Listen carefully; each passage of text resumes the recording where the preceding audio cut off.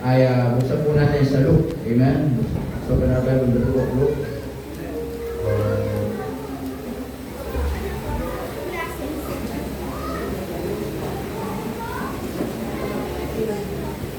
Okay. Let's open our Bible, the book of Luke. Okay, look at your Bible. Amen? Pag in the book of John, dyan lang yan. So, book of Luke. Look at the Bible. Okay, Luke chapter 23. Okay, Luke chapter 23. Alright. So, yung mga bata dyan, pag-ikulong na, para hindi naman ingay. Okay, Luke chapter 23, verse 34. Luke chapter 23, verse 34. Amen. So, nandiyan na kayo. Say amen. Amen. Glad kayo? Okay. Verse 33 muna. Okay, Luke chapter 23, verse 33 muna. Ang sabi ng Bible dito in verse 33, and when they were come to the place which is called Calvary, they crucified him and the malefactors, one on the right hand and the other on the left. Verse 34, then said Jesus, Father, forgive them, for they know not what they do. And they parted his raiment and cast lots. Tayo po muna yung mag-pray. Panginoon, salamat po ng marami once again this morning. Salamat po sa iyong pag-iingat. Salamat po, Panginoon, na araw-araw lagi niyo po kaming ginagabayan. Salamat po, Panginoon, naging sa mga pagpapala na minsan hindi namin deserve. Pero salamat, pinagkakatiwala niyo po kami. Salamat po, Panginoon, sa karunungan na lagi namin nagagamit sa aming pagtatrabaho, sa mga ginagawa po namin. Salamat na lagi niyo po kaming pinoprotektahan. Kaya salamat, Panginoon, na kami po nandito upang magpasalamat, magpuri, at makapag-aral ng inyong banal na salita. Dalangin po, Diyos, ng salita ninyo maging paalala at minsan pa, maging pagpapala sa bawat isa po sa amin. Maraming salamat po sa bawat isang narinito sa pangalan ni Jesus. Amen. I mean, I'll take your seat. Amen? Okay. Alright, so nandiyan na kayo. Say amen. Oh, amen. Okay. So, of course, ay salamat sa Panginoon. Dito si Brother Ernest. Amen? Kasama si Sister Melanie. Isama ito yung, siyempre, yung tita niya. Tapos yung mama niya. Ano ka lang talaga kayo? Parang kayong apat, parang tatay ni si Brother Ernest. Grabe naman niya.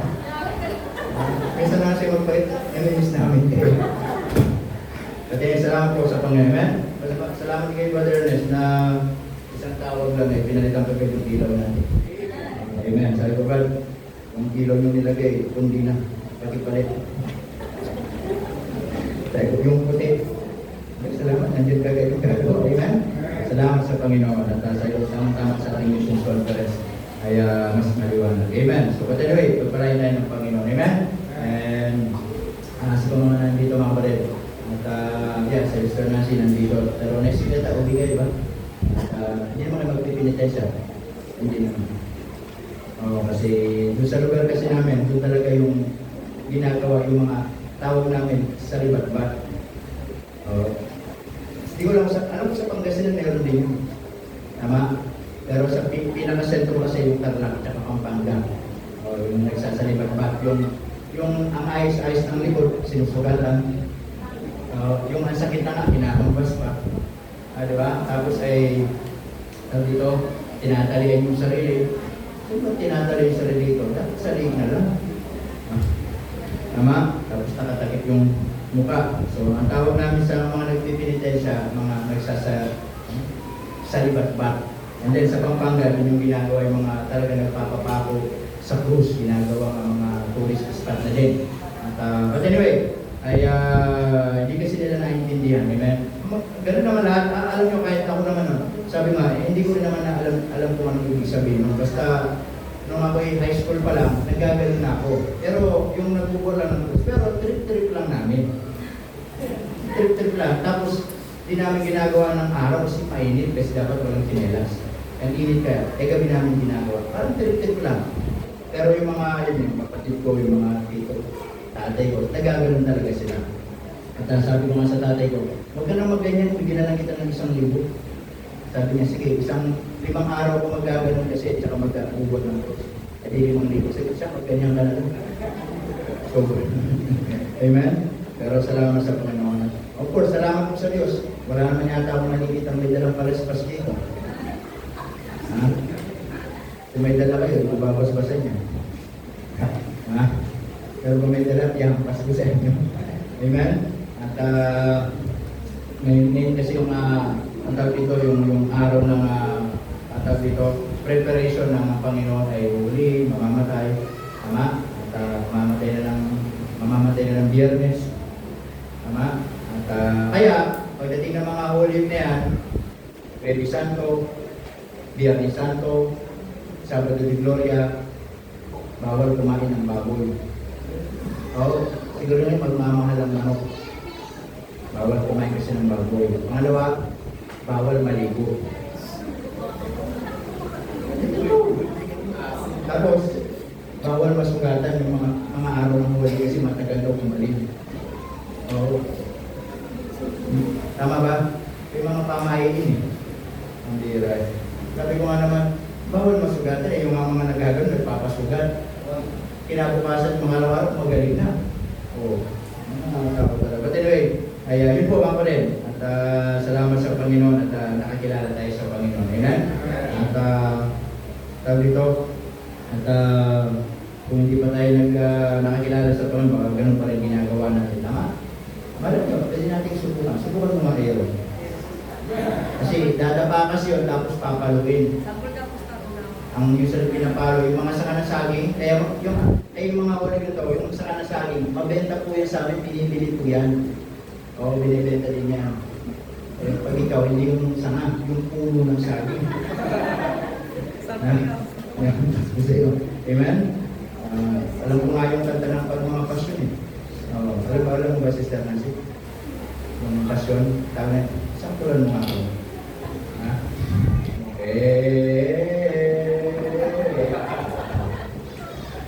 Nang siutas ay naglaan, at yung balbasang nalagas. Di po, alam ko din yung kanta na yun. Amen? O ba naman, matutulog ka, hanggang magising ka, yun pa rin naririnig mo. Pero di mo na pag di pumasok sa isip mo. But anyway, ay yun po mga pala, pag-aaral tayo ng salita ng Diyos. And huwag kayo mag-alala, madali lang po ito. Yung umuli tayo ng tanghali masyado, but I just want to encourage everyone. And of course, ay yun po, ay malapit ng huli tayo ng pagkabuhay ng Panginoon. But this morning, I would like to remind everyone about the 7 sayings of our Savior Jesus Christ. Amen? When the Lord Jesus Christ, mga kapatid, sabi ng Bible in verse 33, and when they will come to the place na tawag po ay Calvary o Calvario, ano sabi doon? Ipinako siya. Amen? Ipinako siya kasama ng dalawang magnanakaw. Yung isa ay sa gitna at yung isa ay sa gilid. Tama? Sa kaliwa. Naalala ko tuloy nung bata pa po ako, parang mga teenager, mahilig kami sumama sa mga ganyan. Kasi bawat nagpipinitensya, pumupunta tao namin yung maliliit na chapel, ang tao namin mga puni. Mga puni. Siguro mayroong ganun sa Pangasinan. Ako may ganun sa Pangasinan siguro. Na mga puni, ang tao namin, mga chapel na maliit. Iniiputan lahat ng mga nagpipinitensya yan.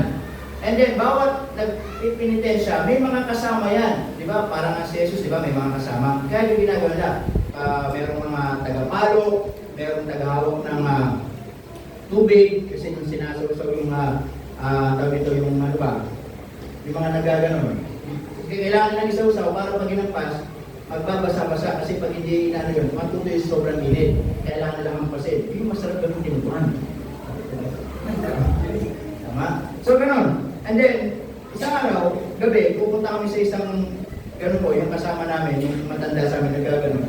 Sumasama kami kasi kapag pumunta ka doon sa uni o sa chapel, yung mga nandoon, mayroong laging libreng pamerienda yun. Oo, libreng pamerienda. At alam niyo mga nagpipinitensya, pag binibigyan talaga sila ng itlog, yung sariwa, ininom talaga nila yun. Ininom talaga nila yun. And then, ang tawag ito, nung time na nandun po kami, ay siyempre, nandun na yung magpipilitin siya, papaluin na siya. Kami, binibigyan kami ng mga itlog, yung isa mga nilagang itlog. Ang problema, yung kasama ko, ang kulit. Nakita niyo sa kitchen, meron isang tray pa doon. Ng itlog na nilaga sa niya. Sabi, pwede naman yan, libre naman yan. Ayun yung isang reason kaya may lagay mo sa mama kasi nakakaipon kami ng pagkain. Pag ilang nicho yun, ay ilang nicho. Ibang, pag ilang punina yan, ay makakaipon ka ng mga biscuit, sesto, itlog. Sabi ng kasama ko, kuha tayo doon, kulang tayo. Di ba? And then ang problema, nung kukuha na kami, tama-tama yung mensahe ng umawit. Sabi ng umawit sa kanta niya, ang totoo magnanakaw. Sa pamampangan, ing totoo mapanako. Hindi ba kasi siya nga si Judas? Kinakanta kasi yun yung nasa libro, kinakanta yun. Ano lang ba, sumakto nung time na kukuha kami ng itlog, yun yung kinantay niya, ang totoong magnanakaw. Hindi kami kumuha. Kala namin tawag ito, nahalata kami doon. Pero sumakto lang. Hindi ko lang makalimutan. Kala ko kami na pinapatamaan. Hindi, ang dami-daming kakante, sumakto pa sa amin. Naalala ko lang kasi gawa ng magnanakaw na ito. Hindi kasi. But anyway, ipinako ang Panginoon kasama ng dalawang magnanakaw. Pero I would like to remind everyone na ang Panginoon ay pinako hindi dahil magnanakaw siya. Ang Panginoon hindi dahil pinako siya kasi masama siyang tao. Hindi siya pinako kasi may kasalanan siya. Amen? Tama ba ko rin? At nakakalungkot, ang mga nagpapako sa kanya ay ang mga tao at ang mga Hudyo. Tama? Tawag dito ay mas pinili nilang pakawalan itong si Barabas at ikulong, parusahan at ipako ang ating pong Panginoon na wala pong kasalanan. So I would like to remind mga kapatid ng Panginoon kaya siya ipinako kasi mga kapatid hindi dahil magnanakaw siya. Kasi nung time na yun yung tawag natin ay death penalty. Ipapako doon sa krus hanggang mamatay. Amen? So pinako siya. Pero nung siya po ay pinako sa krus, mga kapatid, naniniwala tayo, may plano talagang Diyos bakit kailangan niyang maipako. Tama? Meron plano ng Diyos kung bakit kailangan niyang magdusa, kailangan niyang maparusahan. Tama? Kailangan niyang maipako sa krus. Dahil simple, mahal tayo ng Diyos. Amen? But gusto ko mag-focus tayo doon sa time na ang Panginoon ay nakapako sa krus at habang siya po'y nakapako at katirikan ng araw, meron pong 7 salita na lumabas sa kanyang mga bibig bago siya namatay. Amen? At yung mga lumabas na salita sa kanyang mga bibig ay hindi salita ng pagrereklamo, hindi salita ng pagsisisi, hindi mga salita na parang masama ang kanyang loob, kundi salita mga kapatid na meron pa rin siyang itinuturo sa atin. And we thank the Lord, kahit nakapako siya sa krus, meron pa rin siyang gustong ituro sa tao.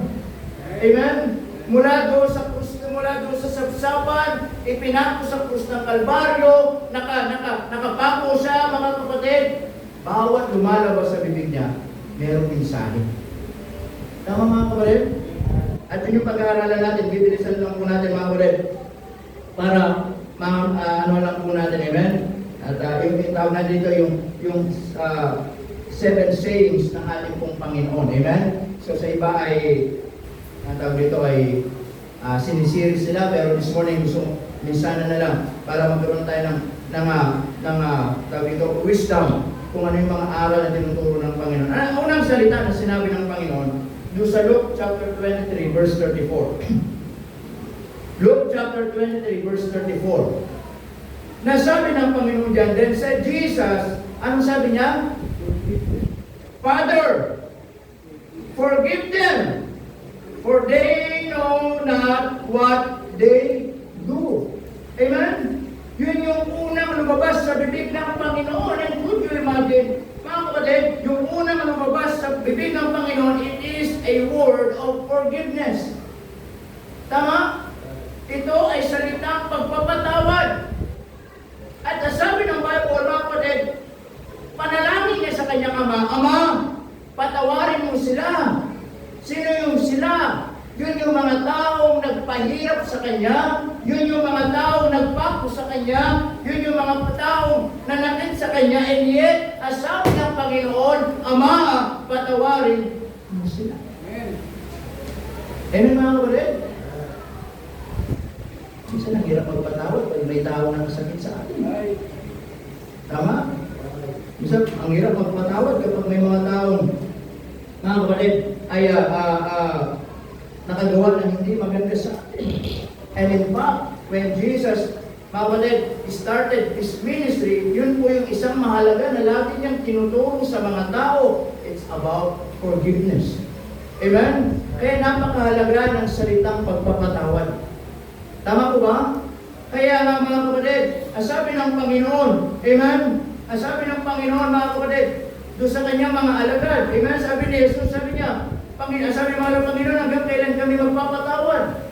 Ano sabi ng Panginoon? Patawad kayo, 70 times 7. Amen mga kapatid? 70 times 7 equals 490. Tama? Pero hindi po yung tinutukoy ng Panginoon. Nasabi ng Panginoon, nung sinabi niyang 70 times 7, it means pagpatawad kayo hanggang kaya niyo magpatawad. Amen? Unlimited. Tama? Yung sinabi ng Panginoon, sabi ng Bible in Matthew chapter 6, in verse 14 and 15, mga kapatid. Matthew chapter 6, verse 14 and 15, I would like to share to you these verses. It says in verse 14 of Matthew chapter 6, For if ye forgive men their trespasses, ano sabi? Your Father, Heavenly Father, will also forgive you.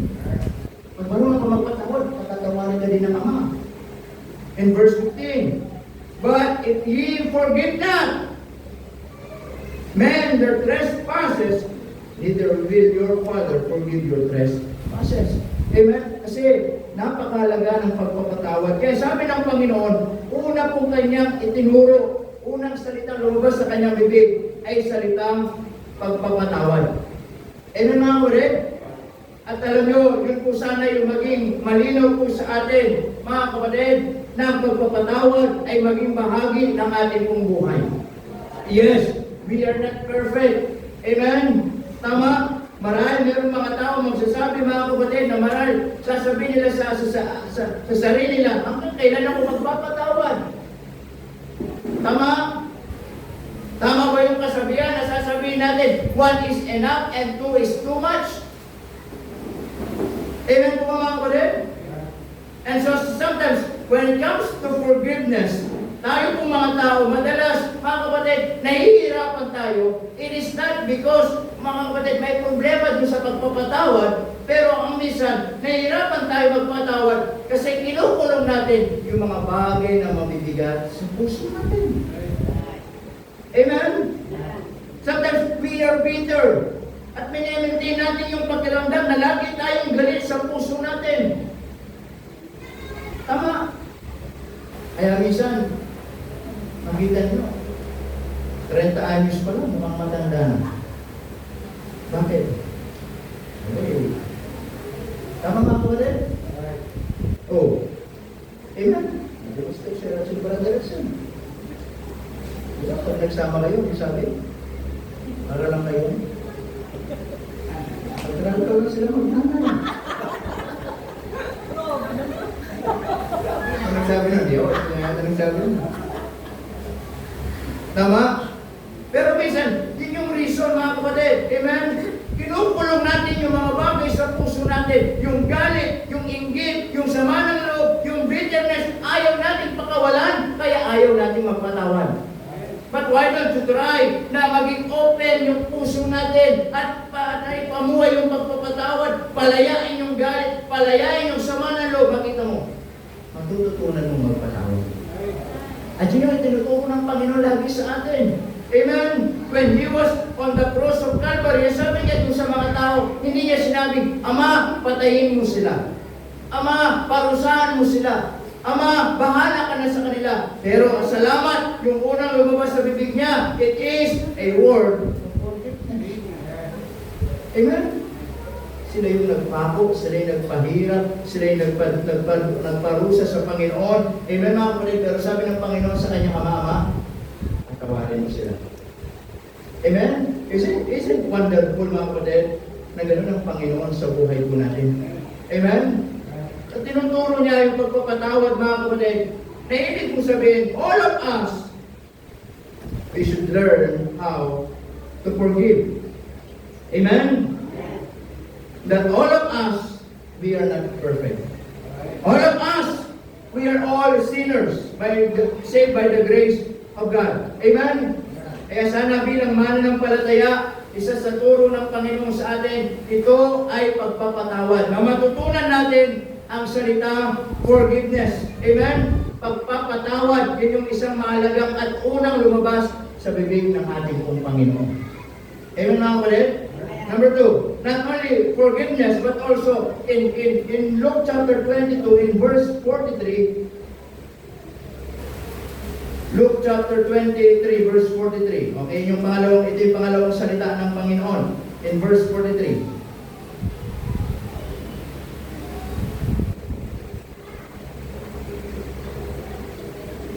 Okay, Luke chapter 23, verse 43. Ang sabi ng Panginoon sa atin, in verse 43 tayo.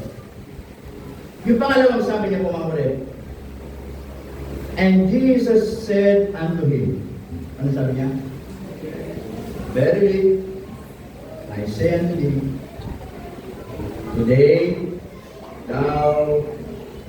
today shalt thou be with me in paradise. Amen? So ito yung dalawang magnanakaw, di ba? Ang sabi ng isa, kung ikaw ang anak ng Diyos, bumaba ka dyan, iligtas mo yung sarili mo, iligtas mo rin kami. Hindi ba kayang gawin ng Panginoon yun? Nung tuksuin ng Diablo ang ating Panginoon doon sa disyerto, ang sabi niya, kung ikaw ang anak ng Diyos, gawin mong tinapay ang mga bato na yan. Ang Panginoon ko, kapangyarihan na. Amen mga kapatid? And in fact, isa sa tukso ng mga ng Diablo sa kanya, sabi niya, dinala niya ito sa mataas na lugar, sabi niya, magpahulog ka, magpatawarin ka, sapagkat nasusulat, ililigtas ka ng anghel. Amen mga kapatid? And sabi ng isa, kung ikaw ay anak ng Diyos, bumaba ka dyan, iligtas mo yung sarili mo, iligtas mo rin kami. And then sabi ng isa, manahimik ka. Ang sabi ng isang magnanakaw sa kanya, Panginoon, alalahanin mo ako. Amen mga kapatid?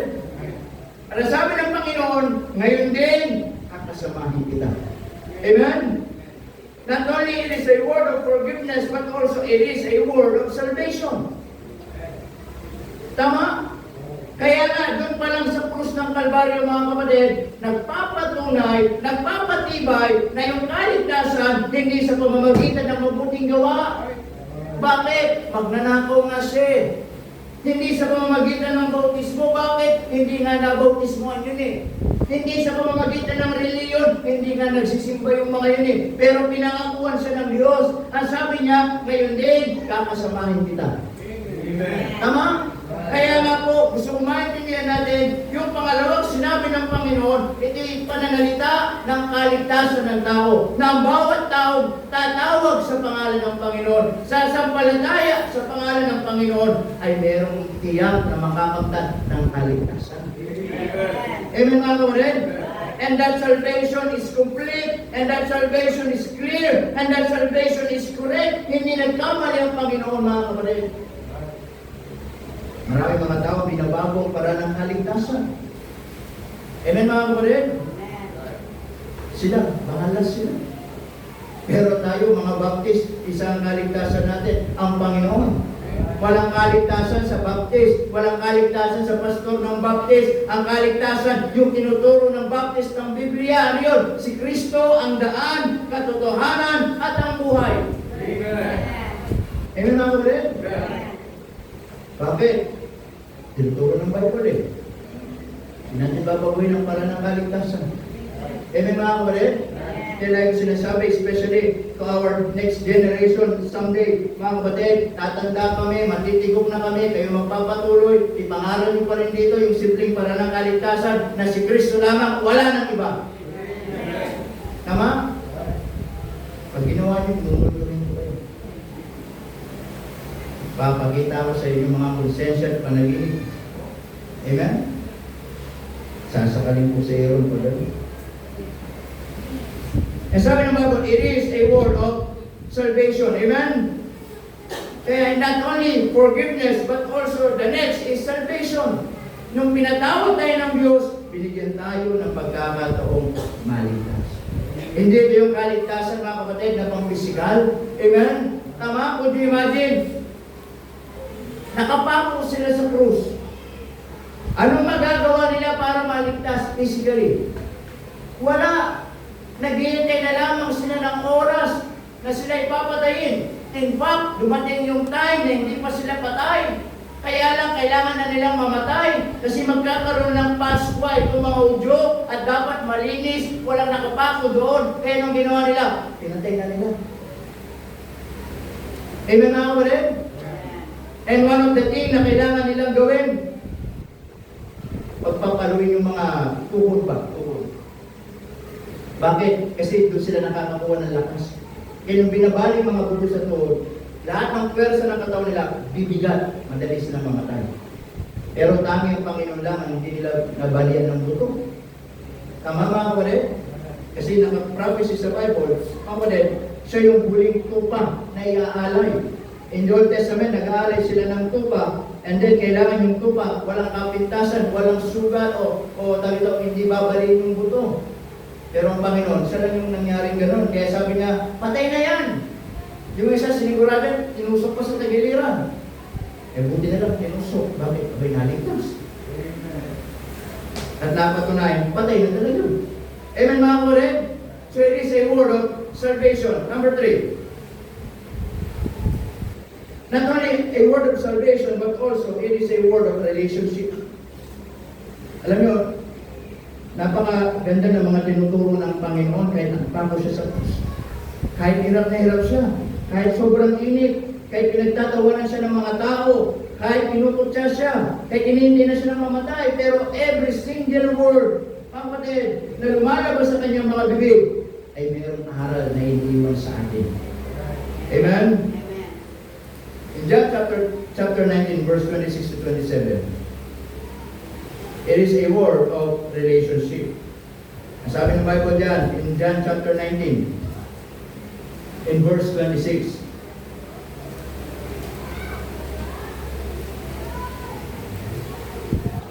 in verse 25, muna. Sabi ng Bible, now there stood by the cross of Jesus, sino yun? His mother. Sino mother niya? Mary Magdalene. Si Magdalena, asawa ni, Jose. Tama? Amen mga kapatid? Yung Magdalena dito, asawa ni Brother Romy. Tama ba? Tama naman, di ba? Ito, Magdalena. Dito may Magdalena, asawa ni Brother Romy. Kilala niyo Magdalena? Yun yung buong pangalan ni Sister Maggie. Sorry kapatid, nabanggit yung buong pangalan. Hindi po Maggie ang pangalan niyan, malayo lang yun. Ito yung pangalan Magdalena. Pero hindi naman sawi pala. Pinalan. Pero nasawi. Yung Magdalena, sawi pala siya. Magdalena, pinalan na sawi. Parang balitan lang. Anyway, dito yung nanay niya, mga kapatid. Then, sabi ng Bible dyan, in verse 26, okay, na makaanang yung kanyang nanay nandun sa krus. Alam niyo, salamat. Kung meron lang hindi iniwan hanggang sa krus, hanggang baba yung katawan, hanggang ilibig yung nanay niya. Ano yung pag-ibig ng isang nanay? Eh mga alam niyo, pag binabasa ko yung Bible na to, binabasa ko yung iniisip ko, yung nangyayari mga kapatid, nakatatas si Magdalena. Amen? Yung mga disipulo, iniwan siya. Yung mga pinagaling niya, nawala. Kahit si Pedro, sabi ng Panginoon, di ba? Sabi ng Panginoon, Pedro, mahal mo ba ako? Peter, do you love me? Sabi ni Pedro, yes, I will love you. Hanggang 3 beses. Pero nung time na hinuli ang Panginoon, tama? Ano sabi sa kanya ng mga tao? Di ba kasama na rin nila? Ano sabi ni Pedro? Hindi ko kilala yan. Tama mga kapatid? Yung mga bulag, mga kapatid, na pinagaling niya, wala. Yung mga pilay na binigyan ng makalakad, nawala. And thank God, merong isang Mary Magdalene na mula nung pinanganak, mula nung pinuli, mula nung pinako, mula nung kinuha yung katawan, inilibing. Hindi niya iniwanan yung kanyang anak. Amen mga kapatid? Salamat po sa mga nanay na kahit mahirap ang buhay, hindi pinapabayaan ng mga anak. Amen mga kapatid? Salamat sa mga nanay na kahit, mga kapatid, asin na lamang yung kainin, mga kapatid, nandun pa rin yung pag-ibig sa mga anak. Amen? So, sabi dito, nandun si Mary Magdalene, na sabi ng Bible dyan, in verse, in verse 26, and when Jesus therefore saw his mother, the disciples standing by, yung disciple dito, yung kanyang kapatid sa laman, si John nandun, si John the Beloved, diyan, sabi ng Bible dyan, whom he loved, he said unto his mother, ano sabi niya? Woman, behold thy son. Verse 27, then said to the disciple, behold, thy mother, and from that hour, the disciple took her unto his own home. Amen? It is a word of relationship. Alam niyo anong relationship ang tinuturo dito ng Panginoon? Na kahit nandun siya sa cross, mamamatay na siya, ibinili niya dun sa kanyang kapatid, na sabi niya, mga kapatid, woman, thy son. Hindi niya na tinawag na mother. Amen? Sabi niya, babae, yung anak mo. Son, anak, ano sabi niya? Hindi sinabi woman, yung mother mo. Amen? It is a word of relationship na kung saan kahit ang Panginoon ay nakapako, napakahalaga sa Kanya, mga kapatid, yung relasyon ng isang magulang at ng anak. Amen? Kasi nung ang Panginoon ay pinanganak po sa sabsaban, ipinaramdam ni Mary, ipinaramdam ni Joseph kung paano siya alagaan. Tama mga kapatid? Although, mga kapatid, alam nilang may kakaiba doon sa bata na yun. Abay, bakit? Abay, bata pa lang. Sinisermo na yung mga matatas ng pinag-aralan. Bata pa lang, mga kapatid. Ang dami nang alam. Pero hindi niya pinansin mo na yun. Isinantabi niya yung mga nalalaman niya, ginawa niya yung responsibilidad niya bilang magulang para kayo sa ating pong Panginoon. Amen? Kaya nga isa sa mga tinuturo lagi ng Panginoon, mga kapatid, at niyang mga apostol ay yung napakahalagang, mga kapatid, yung mga magulang, mahalin yung mga anak, at yung mga anak, mahalin yung mga magulang. Ang sabi ng Bible, Ephesians 6:1, children, obey your parents in the Lord, for this is right. Amen po ba mga kapatid? Ang sabi ng Bible in the book of Colossians, sa Colossians chapter 3. Buksan natin.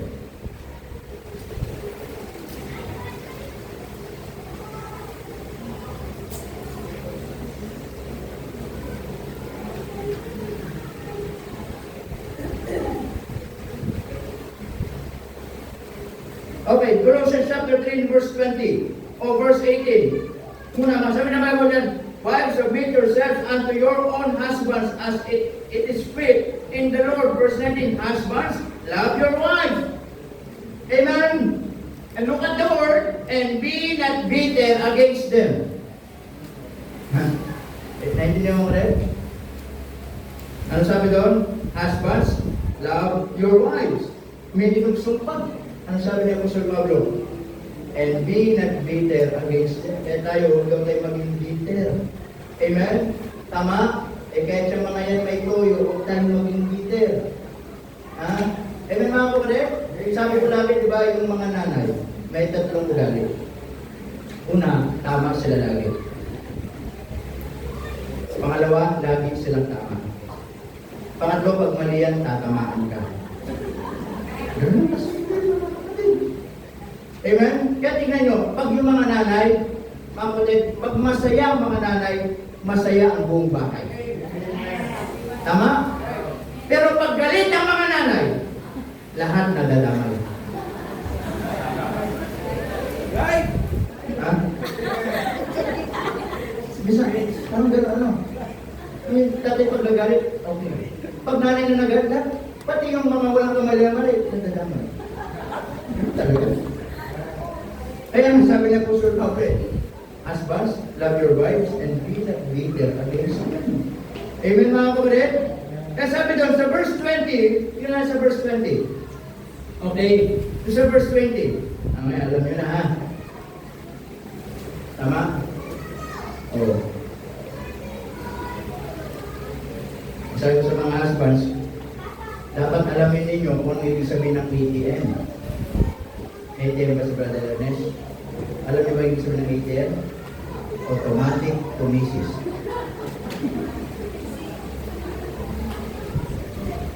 Tama ba? Alam niyo na ngayon ha? Okay, verse 20. Ang sabi ng Bible, children, obey your parents in all things. In Ephesians 6:1, children, obey your parents, for this is right in the Lord. But in Colossians chapter 3, verse 20, children, obey your parents, ang sabi, in all things. Amen? Sa lahat ng bagay, anak, pag-iwalisyon, obey. In all things. Amen? Ang sabi doon, for this is well pleasing unto the Lord. Sapagkat ito'y nakalulugod sa Diyos. Kaya pag tayo mga anak hindi sumusunod sa magulang natin, una, mali na yung ginagawa natin. Pangatlo, hindi napupuri ang Panginoon. Kaya sabi ng Panginoon, nung nakapako siya, yung relationship, sabi niya, woman, thy son, thy mother. Na kahit pa wala ako, sabi niya, huwag kayong ipagpatuloy ninyo yung magandang relasyon ninyo bilang magulang at anak.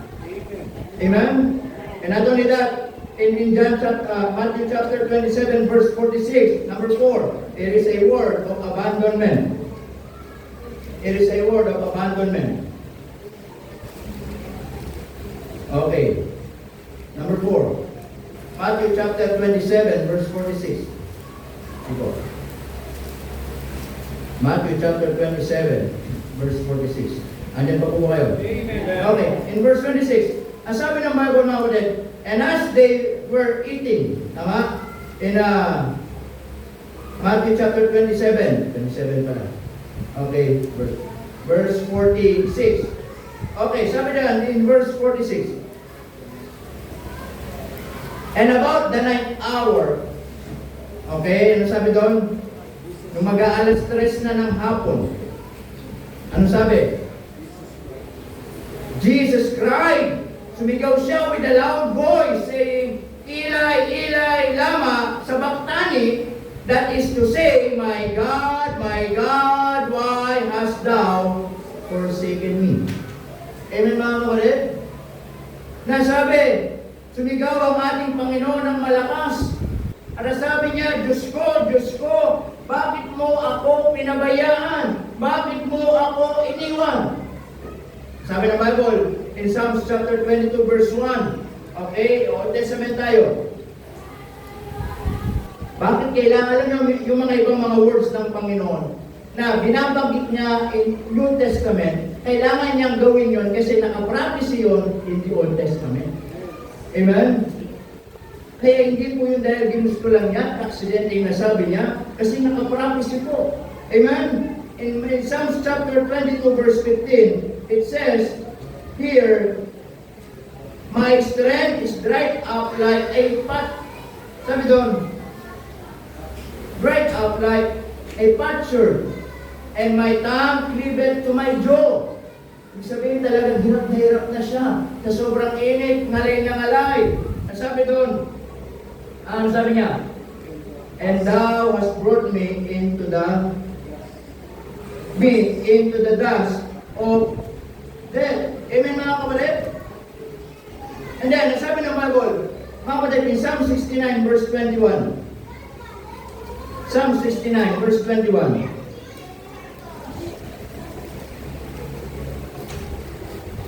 Okay, Psalms 69 verse 21. Sabi niya, they gave me also gall for me, my meat, and in my thirst, they gave me vinegar. Ano sabi doon? to drink. Amen mga kapatid? Hindi ba? Nung siya'y nauuhaw mga kapatid? Tama? O nasa Mark chapter 1 po. Tama, Psalms chapter 22 verse 1 pala. Nasa 0.5,000 po. Mali yung verse ko.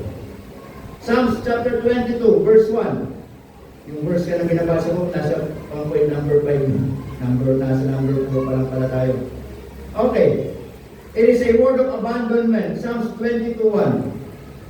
Hindi 15. Okay, sabi dyan sa 22 verse 1. Ayan. Ang sabi doon, My God, why hast thou forsaken me? Amen? Why art thou so far from helping me and from the words of my rowing? Tama? Kaya nga hindi niya lang dahil nasabi yun, dahil masama loob niya, because sometimes it was prophecy in the Old Testament. Tama? Kaya sabi sa Old Testament, My God, why hast thou forsaken me? Amen? At wala sabi niya, ano ba sabi niya? And thou so far from helping me. Napakalayo mo para tulungan ako. It is a word of abandonment. Hindi ba? Napakasakit bilang isang anak na kung saan yung kanyang ama na marahil iniisip niya na pwede siyang tulungan, pwede siyang samahan, pero tinalikuran siya ng ama. Amen mga kapatid? Tinalikuran siya ng ama. Kaya sabi niya, it is a word of abandonment. Amen? Not because masama ang Diyos. Alam niyo po ba, kung ang Panginoon, nung time na to, siya po'y nasa katawang tao at talagang bilang tao, nandun din yung kanyang, yung tawag ito, yung lahat ng hirap ay nasa kanya. Pero alam niyo sa Diyos, ay masama din sa Diyos para sa kanya na hindi tulungan ng anak niya, kailangan niyang gawin. Amen? One of the reason bakit hindi siya tinulungan ng ama, one of the reason bakit tinalikuran siya ng ama, because that time when Jesus hanging on the cross of Calvary, He was carried all the sins of the world. Lahat ng kasalanan mo, lahat ng kasalanan ko, lahat ng kasalanan ng sanglibutan, dala-dala ng Panginoon sa krus ng Kalbaryo. And God is a judge God. God is a holy God. Kaya nga nang tinitignan niya ng kanyang ama-anak, hindi niya kayang tignan kasi nakikita ng ama kasalanan ng sanglibutan. Amen? And secondly, bakit hindi siya tutulungan? Praise the Lord, hindi siya tinulungan. Amen? Na para bang sasabihin natin, ang sama naman ng Diyos, anak niya mismo, ibinigay niya, ayaw niyang tulungan. Pasalamat na tayo kung hindi siya tinulungan ng ama. Bakit? Na kahit masakit para sa ama, ganun yung maranasan ng kanyang anak, kailangan niyang tiisin. Kasi yun yung magiging dahilan para ang tao ay matubos sa kasalanan.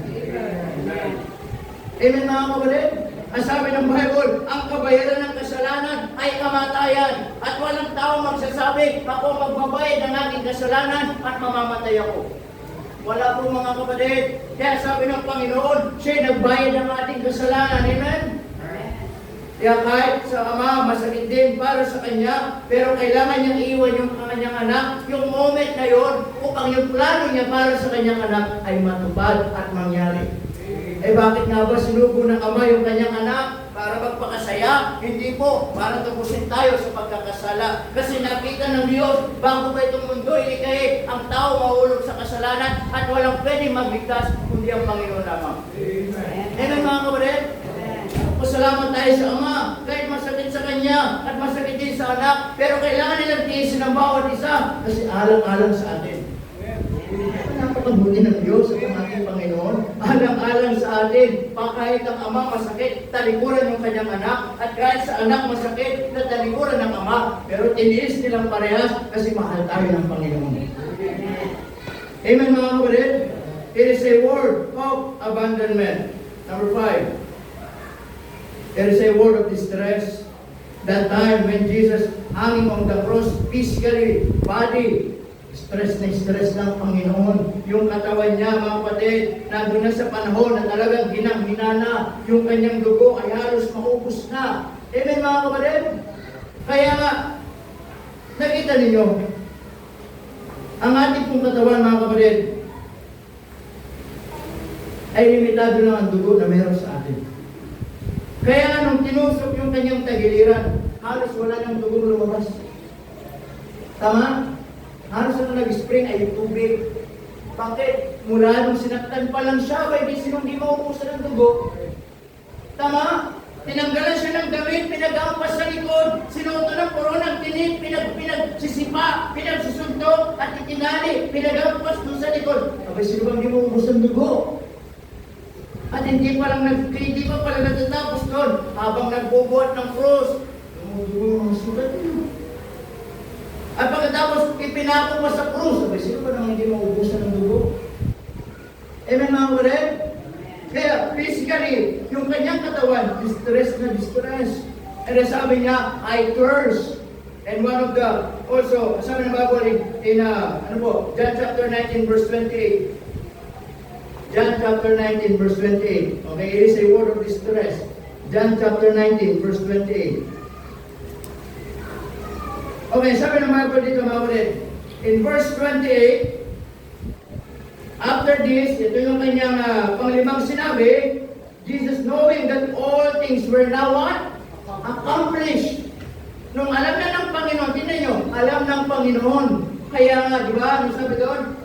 Mga kapatid, in verse 28, after this, Jesus knowing that all things were now accomplished. Ibig sabihin, from the start, alam na ng Panginoon na ito yung gagawin sa kanya. Amen? Kaya tinitiis niya. Kaya kahit sinasaktan siya, hindi ako magrereklamo. Hinahampas siya, hindi ako gaganti. Kasi ginagawa ko ito para sa tao. Kaya nga doon sa panglima, sabi niya, kapatid, nung alam na niya lahat na mangyayari na, matatapos niya, ano sabi? That the scripture might be fulfilled. Upang matupad yung hula doon sa Psalms, kailangan niyang sabihin, nauuho. Amen? Tama? So, kailangan niyang sabihin, nauuho first, para yung prophecy ma-fulfill. And then, anong mangyayari doon in verse 29? Mamali, now there was a set of vessels full of what? And they filled up in sponge, dun sa sponge, sinausaw nila at ibinigay sa kanya. Pero, hindi tubig, mga kapatid. Amen? Sabi ng Bible, ito parang mapait, abdo, gal. Amen? Kaya nga nung natikman ng Panginoon, ayaw niyang inumin. Bakit? Kasi, sa pag-aaral, yung kailangan niyang inumin na ito, mga kapatid, kapag pumasok sa katawan niya, ito'y parang magiging parang anesthesia sa kanya. Okay? Sa mga sugat niya, mababawasan yung sakit. Kaya kung alam niya, ganun yung inom. Diba? Hindi inom. Bakit? Gusto niya maranasan lang yung sobrang sakit. Ano sa atin? Amen, mga kapatid? Kaya sabi ng Bible that it is a word of distress. Kaya sabi nyo sa Psalm 69 verse 21. Okay, ito mga verse na. Psalm 69 verse 21. Basahin lang po natin. Alright, Psalm 69 verse 21. Sabi ng Bible dyan, in chapter 69, in verse 21, it says, they gave me also gall for my meat, and in my thirst, and sabi, they gave me vinegar to drink. Amen? In Psalms 22 verse 15. Psalms 22 verse 15. Ang sabi pa dyan, Psalms 22 verse 15. Ang sabi pa, my strength is dried up like a pasture, and my tongue cleaveth to my jaws, and thou hast brought me into the dust of death. Amen? So, nandun na siya tayo na siya po ay distress. Physically, nang humingi siya ng tubig, hindi tubig ang binigay. Pero lang, tinis pa rin niya para sa atin. Amen? And then, sabi doon, nung alam niya na lahat ay mangyayari na, sabi niya in John chapter 19 verse 30. John chapter 19 verse 30. Okay, John chapter 19 verse 30.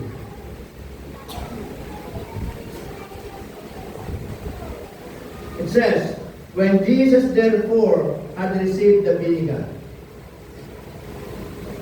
Okay, ano sabi? Ano sabi niya? Yung word yan, ano sabi niya? It is finished. Amen mga kapatid? It is finished. There is a word of victory. Amen? Now, nung ang Panginoon alam niya ay mangyayari. Sabi niya, it is finished. And this time, marahil yung kaaway, tuwang-tuwa. Amen? Di ba, napanood niyo yung palabas na, Passion of the Christ?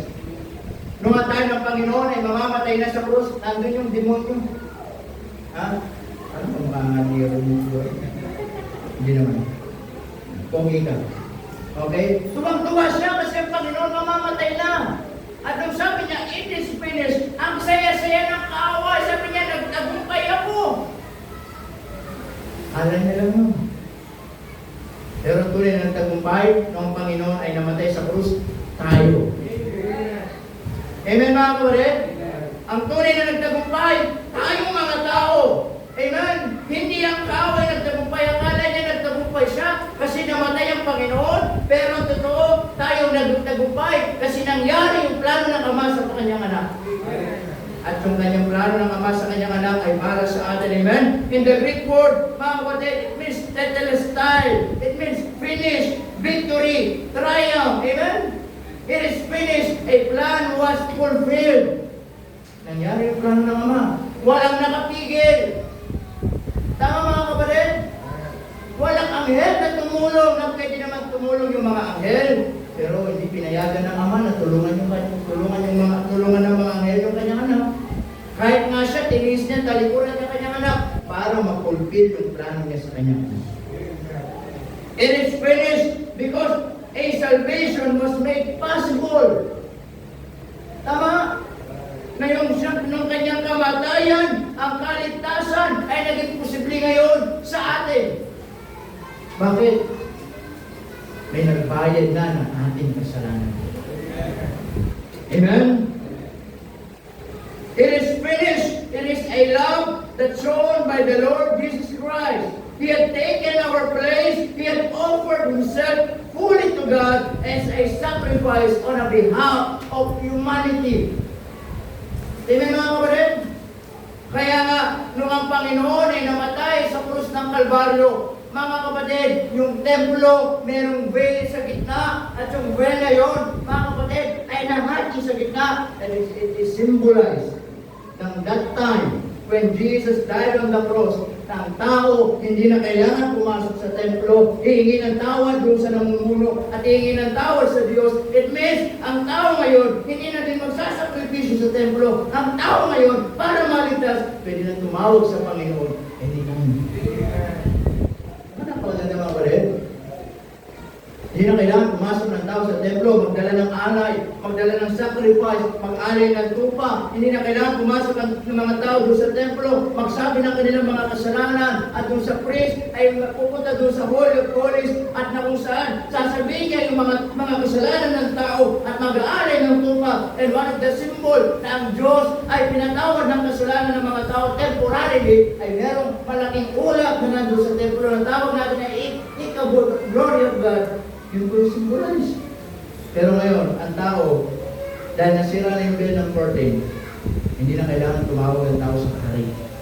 Hindi na natin kailangan ng pari, mga kapatid. I just want to tell you. Amen? Hindi mo na kailangan ng pari. Ang kailangan mo ang Panginoon. Amen.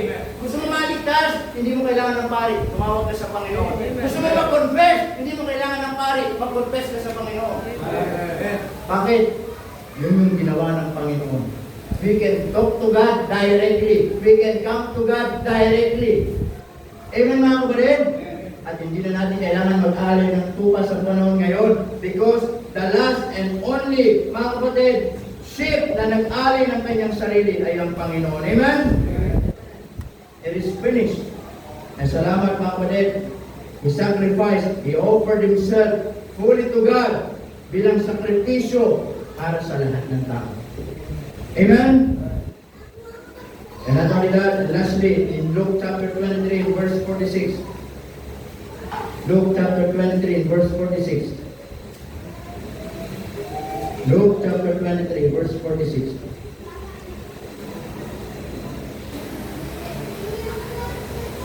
Verse 46 said, "And when Jesus had cried with a loud voice, he said," ano sabi niya? "Father, into thy hands I command my spirit." And having said that, nung sinabi niya yun, ano sabi? He gave up the ghost. And I just want to make clear this morning, hindi namatay ang Panginoon kasi sa mga sugat na nagkaroon niya. Hindi namatay ang Panginoon dahil sa mga maraming sugat o dugong nawala sa Kanya. But also, namatay ang Panginoon, ano sabi? Sinupunan niya sa Kanyang yung sarili niya. Amen? Ano sabi doon mga kapatid? And He gave up the ghost. Sabi niya, into thy hands I command my spirit. Amen mga kapatid? And lastly, not only it is a word of victory, but also, lastly, number 7, it is a word of reunion. Amen? It is a word of reunion. These last words of Jesus Christ from the cross showed His absolute trust in God. Amen? Na mula doon sa krus ng Kalbaryo, pinagkatiwala na ng Panginoong Jesucristo yung lahat sa sarili niya sa Ama. Amen mga kapatid? Ito yung nagtuturo sa atin. Yes, one day, we are all sinners. Nakasupong tayo ng kaligtasan. Nakatanggap tayo ng biyaya ng Panginoon. And one day, mamamatay tayo dito sa lupa. Pero salamat sa Diyos, meron siyang ininanda sa atin. Amen? Na ang Panginoon, wala man dito. Pero one day, pag tayo kinuha ng kamatayan o ng Panginoon, makakasama natin siya sa langit. Amen. Amen po mga ulit? It is a word of reunion. Amen? Nasabi niya, Father, into thy hands I command my spirit. Amen? That one day, mga kapatid, when death comes to us, hindi po yun kawalan sa atin. When death comes to us, hindi po yun kalugihan sa atin. When death comes to us, hindi po yun kalungkutan sa atin. When death comes to us, hindi po yun pasakit para sa atin. When death comes to us, yun po ay reunion na makakasama natin ang Panginoon, na makikita mo na yung nagligtas sa'yo, makikita mo na yung ipinanganak sa sabusaban, makikita mo na yung napako sa krus para sa kasalanan mo, at doon sa langit, we will see Him face to face. Amen. Is it wonderful mga kapatid? Amen? But now the question is this: what are we doing right now? Do we really appreciate what Jesus did on the cross? Do we really love the Lord? Kung paano din niya tayo minahal? Pero sana habang hindi pa dumarating yung reunion na yun, dito pa lang sa lupa, mahalin natin ang Panginoon. Sana habang hindi pa dumarating yung reunion na yun, dito pa lang sa lupa, maglingkod tayo sa Panginoon. Sana habang hindi pa dumarating yung reunion na yun, dito sa lupa, magtapat tayo sa Panginoon. Whether we like, because whether you like it or not, when death comes to us, we will meet our Savior Jesus Christ. At sana sa pagharap natin sa Kanya, tayo mapagyaharap. Amen mga kapatid?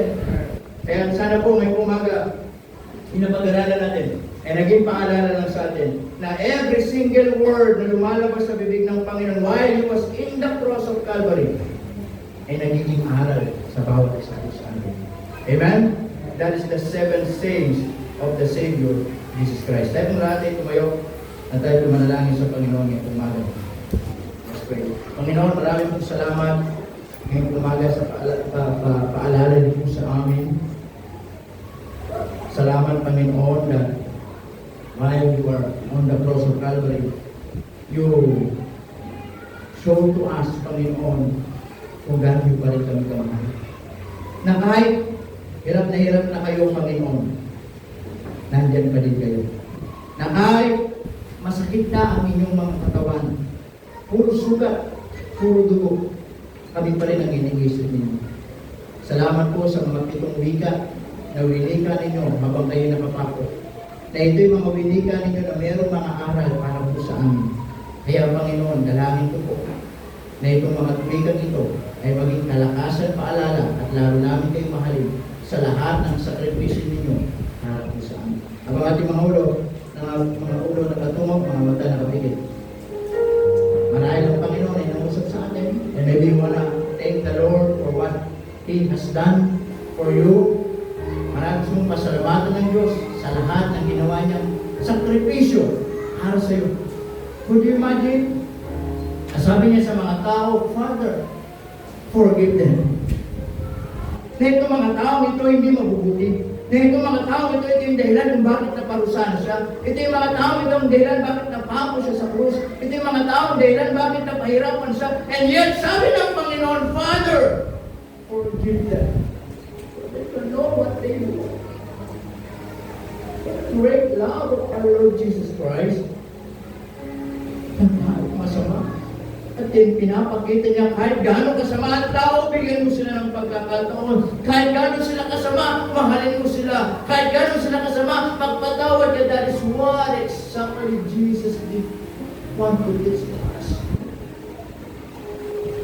That's why this morning, maybe, gusto mong pasalamatan ng Panginoon at sabi ko, Panginoon, salamat po sa lahat ng ginawa ninyo.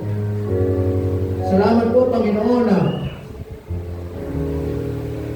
sa lahat ng ginawa ninyong sakripisyo para sa aking buhay at hindi man ako karapat dapat salamat po, Panginoon. And that is your prayer. Why don't you come and pray? Salamat sa Panginoon sa lahat ng ginawa niya para sa iyo, para sa akin. Na maraming mga tao na itong week na to, darating yung Holy Week, na hindi nila naiintindihan ang ginawa ng Panginoon. Na maraming magsasakripisyo ng kanilang sarili, magsusugat ng kanilang sarili. Maraming mga taong so very devoted sa kanilang mga paniniwala. Pero still, mahal pa rin sila ng Panginoon. And they just need to understand, they just need to know na hindi na nila kailangan gawin yung mga bagay na yon sapagkat merong isang Kristong namatay, naghandog ng kanyang sarili para sa lahat ng mga tao. At yung ginawa ng Panginoon na yon, hindi niya gagawin na yon taon-taon, kundi ginawa niya ng minsan para sa lahat ng taon. Sabi ng Bible, Jesus died once for all. Hindi na mauulit, hindi na mangyayari muli. Ang salamat sa dakilang sakripisyo ng ating Panginoon. At sana po, yung sakripisyo ng Panginoon na yun, yun yung laging mag-motivate sa atin para lalo nating mahalin ang Panginoon. Nung ating kung titignan natin ang ating sarili, napakapalad natin. Sino ba tayo para ibigay ng Ama ang kanyang anak para sa atin? Ilan Diyos, salamat po marami sa ginawa ninyo sa krus ng Kalbaryo. We thank you, Lord, for the 7 words na binanggit ninyo sa krus ng Kalbaryo para mapaalalahanan ko lagi mga bagay na hindi lagi meron itutulong ko sa amin for us to become more faithful and to love you more. Salamat po sa pangalan ni Jesus Cristo. Amen. Amen. Thank you,